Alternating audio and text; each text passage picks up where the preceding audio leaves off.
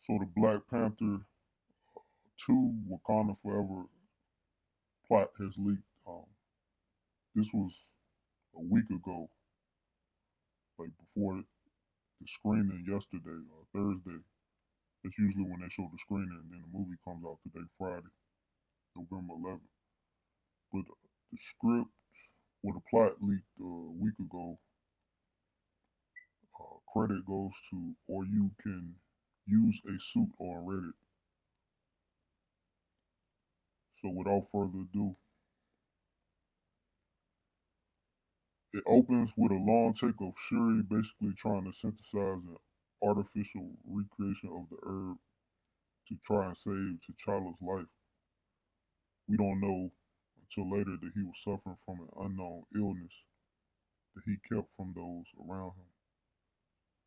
She's frantically trying to test different variations through simulations with the success rate for it to work being around 28%. During this, an AI keeps informing her of T'Challa's plummeting heart rate and vitals. Multiple other scientists try to convince her that maybe she should just go be with him for his final moments, but she resists. Eventually, she starts to generate an herb with a 29% survival prediction and tries to race to give it to her brother, but is stopped by Ramonda saying he's already gone to the ancestors. Then we get T'Challa's funeral with his casket being taken away by a Wakandan ship.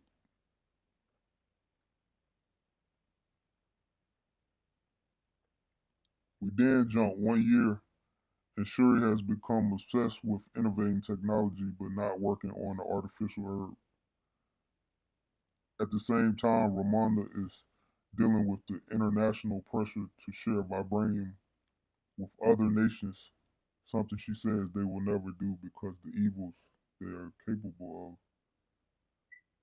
This is also demonstrated by France essentially using covert operatives to try and steal vibranium from a Wakandan research site. Lake Bill's character has a ship that has located vibranium deep beneath the ocean surface. After it is confirmed, they're attacked by Namor and his people. They kill everyone aboard, and it results in everyone in the know believing it was done by Wakandans.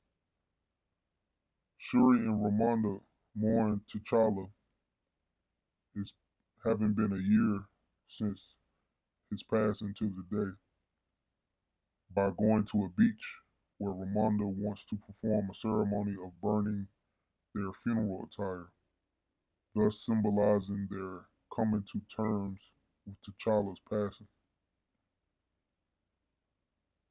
Shuri refuses, saying that if she thinks about her brother for too long, it will be the world that burns, not her clothes. Ramonda tells her when T'Challa died, she walked as far away as she could until she reached water and sat and thought of him. And in that moment, she felt him next to her with his hand on her shoulder. Shuri rejects this, saying that's a construct of her mind and T'Challa is truly gone. Namor emerges from the water and confronts them about the attack on the vessel, trying to propose an alliance. He claims that they aren't the only ones with vibranium, and this location of it threatens both of them, but mainly his people and knowing of their existence. Shuri and Ramonda don't fully believe him. Shuri claims no one should be able to locate vibranium like that, or that it even exists outside Wakanda. But Namor says that all he wants is the person responsible for the technology, and if they find them and kill them or turn them over to him, it will solidify their partnership. But he also says they can tell no one of his existence, or they would solidify them as enemies.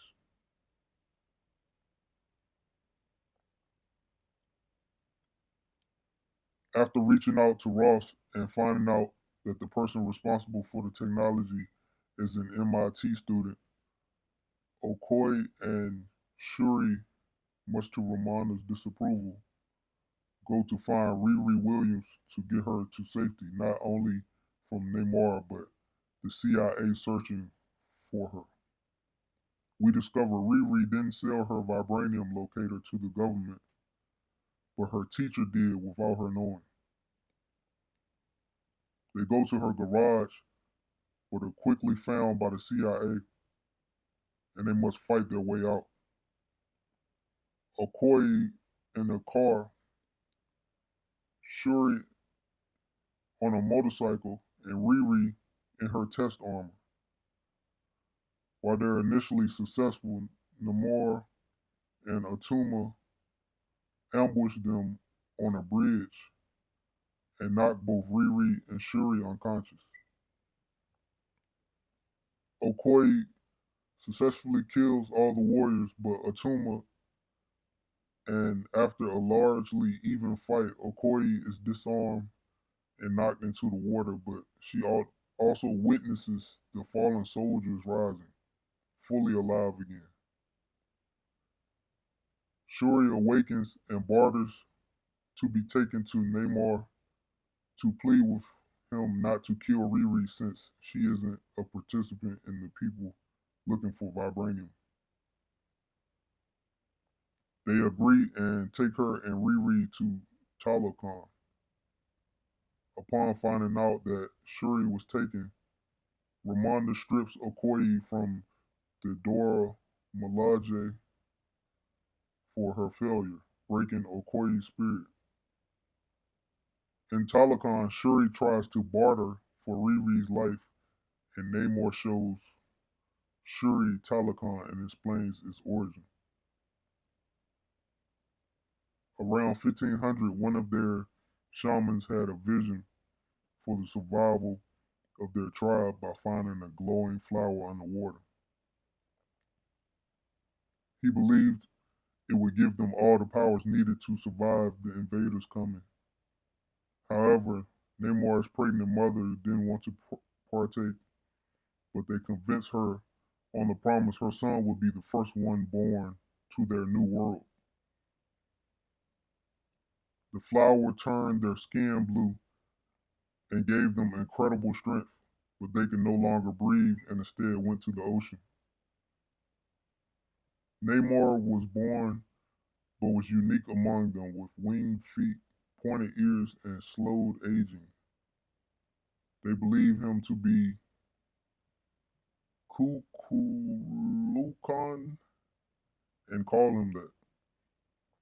However, his mother longed for her home on the surface and asked to be buried there after her death. When Namor went to the surface to fulfill her wishes, he found the indigenous people enslaved by the Spanish settlers. They called him a demon attack the Talakans who reciprocate and easily kill them. A dying priest calls Namor El Nino Sin Amor, something Namor adopts as a name for his enemies to call him.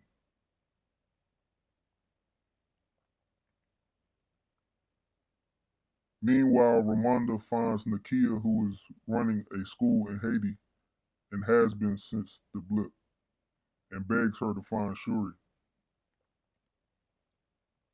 Nakia reluctantly agrees and begins searching for leads to where Talakan is. Ross, meanwhile, is dealing with his new CIA director, Valentina. She's also his ex wife, investigating the attacks in Boston and on the ship. Ross feeds info back to Ramonda through Shuri's lost bees to try and warn them of increasing sentiment to attack Wakanda. In Talakon, Shuri begins seeing similarities between the cultures and begs Namor to spare Riri, and they will personally ensure that her technology isn't used wrongly again, and that they will never reveal the existence of Telecom. Namor, despite his growing warmness to Shuri, says he's unwilling to risk his people and Riri needs to die. Not only that, but now that the surface knows vibranium is in the ocean, he plans to wage war on them and ask for Wakanda's help. Shuri begs to find a peaceful solution, but Namor still doesn't think it's possible. He gives her an ancient Talakon's bracelet as a good faith gift. Nakia is able to locate Talakon and goes to infiltrate and save Shuri and Riri, but in the process kills two Talakon guards.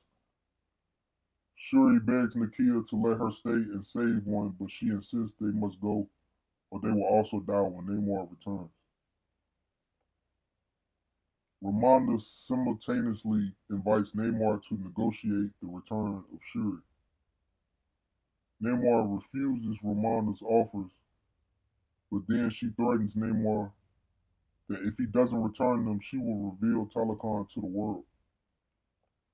Namor retaliates by saying if they do anything against Talakon, he will kill Ramonda personally and Wakanda will be the first nation to fall. Upon returning, Namor finds the fallen guards and proclaims to Talakon they will attack Wakanda. They attack Wakanda, and Shuri, Riri, Okoye struggle to evacuate and save as many people as possible. Namor starts demolishing anything they throw at him, culminating in him partially flooding Wakanda and attempting to drown Riri and Ramonda. Ramonda saves an unconscious Riri from death at the cost of her own life, devastating Shuri. Now with no living relatives, Namor warns them he will return unless they completely surrender. Wakanda evacuates all the people to the Jabari tribe mountains with the hope they'll be safe there. M'Baku speaks to Shuri and Ramonda's funeral, trying to reason that killing Namor will not end the conflict and she needs to deal with her grief and mourn T'Challa and Ramonda. Shuri pushes against this notion. Shuri, with Nakia's urging, finally works on making the herb with the missing piece that helps her synthesize it. This missing piece being the twine from the Talakon bracelet, which was made from a vibranium plant, the flower in Namor's story. Shuri is successfully able to take the herb and access the ancestral plane where she meets Killmonger. He coaxes her to admit that she wanted him to show up because subconsciously she doesn't even believe in the ancestral plane. So she didn't think it mattered. They argue how best to defeat Namor with Killmonger claiming T'Challa was too noble to do what was necessary. He says Shuri has a choice to make, either be noble like T'Challa or do what is needed and be like him. Shuri wakes up shaken and lies to Nakia, saying she saw no one in the plane. Ross is arrested by Valentina, who reveals she knew Ross had the beads the whole time and had them bugged and heard everything he's passed to the Wakandans. Ross tries to reason with her that they're not a threat and imagine what the U.S. would do if they had a weapon like vibranium. And Valentina says that's her dream. If the U.S. was the only country to have that power, Shuri, now with the power of the Black Panther, reveals herself to her elders and declares that the Black Panther lives, and she plans to defeat Namor by luring him to another vibranium device made by Riri. But they believe his weakness is leaving water for too long and not having access. So they plan to lure him, capture him in a converted Wakandan ship, and dry him out and kill him. While the elders approve, M'Baku tries to advise Shuri that killing Namor will not solve her grief nor end the conflict. If anything, it will doom them to eternal war. He says this isn't what Ramonda hoped for Shuri to be. Shuri answers that Ramonda is gone and her hopes with her. After luring Namor into their trap, Nakia, Okoye, now in the midnight armor, M'Baku and Riri, also in new armor, fight the Talakans and Namor. Shuri fights ruthlessly and with Riri's help gets Namor in a ship fitted with heating tech and begins to weaken him. Instead of offering peace, Shuri says she only plans to kill Namor with no other option. Namor, using his depleting strength, destroys the ship's engine and Shuri commands it to take them to a desert. Shuri takes advantage of Namor's weakened state and brutalizes him. Namor briefly is able to gain an upper hand and impales Shuri with his staff on a stone. Namor limps to a nearby water to regain strength, but Shuri breaks the staff and gets between Namor and the water. She says Wakanda forever and crosses her arms, detonating the crashed ship and burns Namor fatally.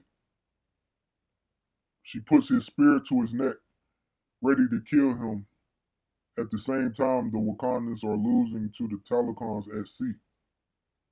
In the brief moment, Shuri thinks backwards through time, ending in the moment Ramonda told her T'Challa died, but instead she says, from the ancestral plane, show him who you are. Shuri shows Namor mercy if he yields and promises to let go of killing Riri and return to the ocean, never to wage war on the surface. In return, Wakanda will protect them and their existence. Namor yields, and they return together and cease the conflict. The Wakandans start to rebuild what they have lost from the attacks, and Riri returns home finally, with Shuri saying they are grateful for the help in defending Wakanda, and hopefully their paths will cross again. Nakia says she'll return to Haiti and Shuri is welcome to join her. But Shuri says she needs to stay to help Wakanda move forward. Namor resents Namora resents Namor's peace with Wakanda, but he claims that one day the surface will wage war on Wakanda and they will come to them for assistance. And it will be then that they in control. Okoye frees Ross from a transport truck, taking him to prison. Finally, the tribes gather to have the ceremony to officially crown Shuri the Queen and Black Panther, the waterfall ceremony. But as she's supposed to arrive, M'Baku says she has pressing matters and he will be challenging her for the throne today. Sources note, honestly, I think this is meant to be a joke, but no one laughed at my screening. LOL. Shuri in Haiti goes to Nakia's home to perform the ceremony of burning her funeral attire, but first sits alone on the beach and begins to remember T'Challa and weeps, finally burning her clothes. Post credit scenes to be determined.